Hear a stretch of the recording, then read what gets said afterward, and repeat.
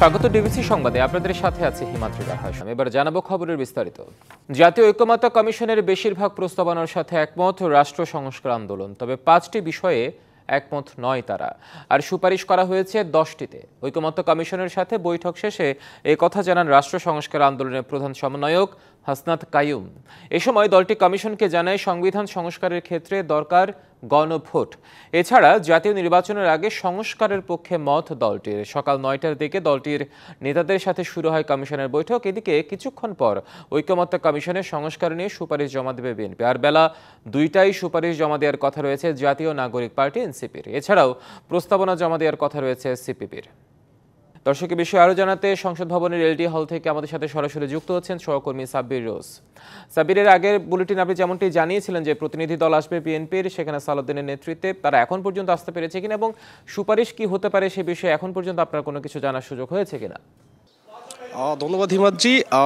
কিছুক্ষণ আগে ঠিক কিছুক্ষণ আগেই বিএনপির স্থায়ী কমিটির সদস্য সালাউদ্দিন আহমেদের নেতৃত্বে একটি প্রতিনিধি দল ঐক্যমত্য কমিশনে তাদের যে প্রস্তাবনা রয়েছে সেই প্রস্তাবনা প্রতিবেদন যেটি রয়েছে সেটি জমা দেওয়ার জন্য এসেছেন। এবং আপনি জানেন যে শুধু আজকে বিএনপি এবং জাতীয় নাগরিক পার্টি এবং সিপিবি এই 3টি দল তাদের প্রস্তাবনা প্রতিবেদন জমা দেবেন। আপনি জানেন যে 5 সংস্কার কমিশনের যে সংস্কারের যে বিষয়গুলো ছিল সেটি চিঠি বা স্প্রেডশিট গেল 6ই মার্চ 38টি রাজনৈতিক দলের কাছে দেওয়া হয় এবং ইতিমধ্যে গতকাল পর্যন্ত 16টি রাজনৈতিক দল তাদের প্রতিবেদন জমা দিয়েছে। আজকে 3টি, সব মিলিয়ে 19টি রাজনৈতিক দল তাদের প্রতিবেদন জমা দেবে এবং বিএনপি যেটি স্ট্যান্ড রয়েছে বা বিএনপি যে মতবাদে চলছে সেটি হচ্ছে যে নির্বাচন যেন বিলম্বিত না হয় বা নির্বাচন বিলম্বিত করবে এমন সংস্কারের বিএনপির কিছুটা দ্বিমত রয়েছে। বাকি যে মৌলিক সংস্কারগুলো রয়েছে, নির্বাচন, বিচার বিভাগ থেকে শুরু করে জনপ্রশাসন থেকে শুরু করে যে বিষয়গুলো রয়েছে সেই বিষয়গুলোতে তাদের দ্বিমত নেই এবং বিএনপি কিছু কিছু বিষয় বলেছে। আপনি জানেন জাতীয় নাগরিক পার্টিও বলেছে। বিএনপির যে আরেকটি বিষয়ে স্ট্যান্ড রয়েছে সেটি হচ্ছে যে এনসিসি, ন্যাশনাল কনস্টিটিউশন কাউন্সিল নামে একটি প্রস্তাবনা দেওয়া হয়েছে, যেখানে বিএনপির অভিযোগ যে সেখানে অনির্বাচিত ব্যক্তিদের রাষ্ট্রের গুরুত্বপূর্ণ দায়িত্ব দেওয়া বা হতে পারে যদি সেটি প্রস্তাবনা হয় এবং সেক্ষেত্রে বিএনপির দ্বিমত যেটি রয়েছে যে তাহলে নির্বাচিত প্রতিনিধিদের ক্ষমতা কতটুকু থাকবে এই সহ এবং সাংবিধানিক বিভিন্ন যে সংস্কারের বিষয় রয়েছে, গুরুত্বপূর্ণ কিছু বিষয় নিয়ে বিএনপির দ্বিমত রয়েছে। এছাড়া মৌলিক বিষয় নিয়ে বিএনপির দ্বিমত নেই।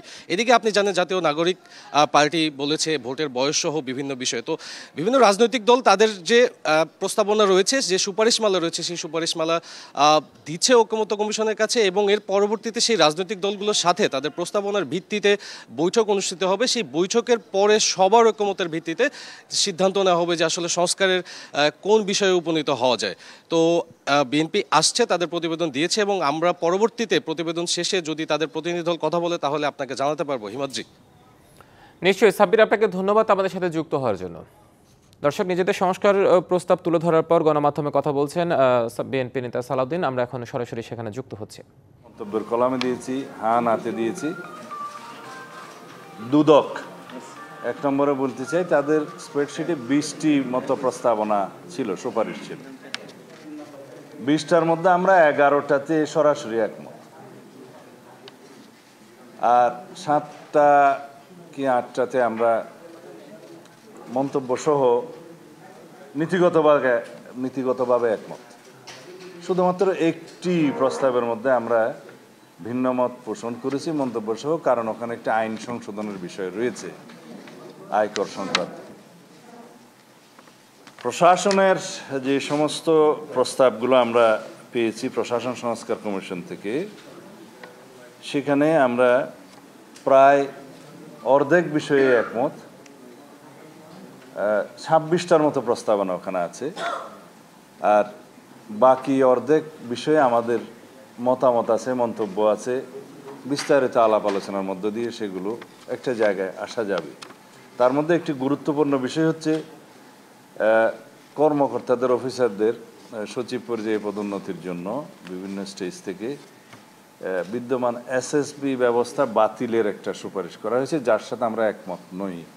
তার পরিবর্তে মন্ত্রিপরিষদ কমিটি করার একটা প্রস্তাবনা দেওয়া হয়েছে। আমরা মনে করি তার মধ্য দিয়ে এখানে প্রশাসনে রাজনীতিকরণ হওয়ার সম্ভাবনা আছে, সেই জন্য আমরা এটা দ্বিমত পোষণ করছি।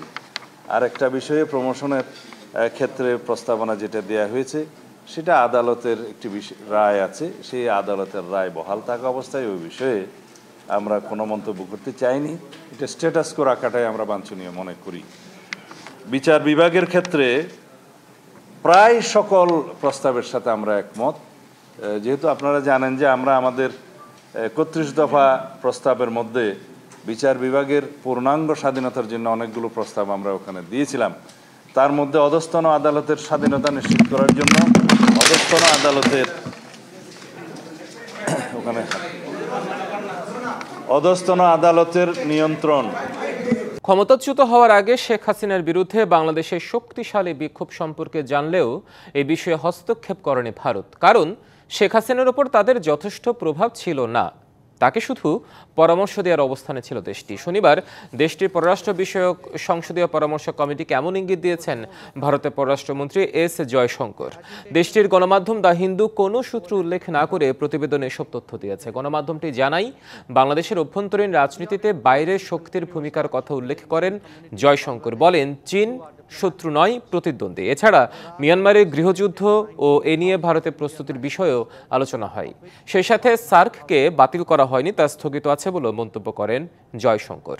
এতে দক্ষিণ এশীয় জোটটির পুনরুজ্জীবিত হওয়ার সম্ভাবনা রয়েছে বলেও মনে করেন তিনি। পূর্ব সুন্দরবন বিভাগের চাঁদপাই রেঞ্জের ধানসাগর স্টেশনের কলমতেজি ক্যাম্প সংলগ্ন এলাকায় লাগা আগুন 13 ঘন্টা পর নিয়ন্ত্রণে এসেছে। বন বিভাগের শরণখোলা রেঞ্জের সহকারী বন সংরক্ষক রানাদেব জানান, শনিবার রাতভর কাজ করার পর আগুন অনেকটা নিয়ন্ত্রণে আসে। আজ সকালে আগুনের চারপাশে ফায়ার লাইন কাটা সম্পন্ন করেছে। পানির উৎস দূরে হওয়ায় আগুন নেভাতে কিছুটা বেগ পেতে হয়। এখন আগুন ছড়ানোর আর সুযোগ নেই। আগুন লাগার ঘটনায় গঠন করা হয়েছে 3 সদস্যের তদন্ত কমিটি। আপডেটটা হচ্ছে আমরা তো কালকে সারা রাত কাজ করলাম। হ্যাঁ, আজকে সকালেও আবার কাজ শুরু হয়েছে। সকালে মানে হচ্ছে সেটা হয়তো প্রায় 5টা 5:30টার পর থেকে শুরু হয়েছে কাজ। হ্যাঁ, আর এখন হচ্ছে ওই ফায়ার লাইন কেটে দেওয়া হয়েছে সব দিকে। আশা করা যাচ্ছে এই আগুন এই ফায়ার লাইনের বাইরে যাবে না।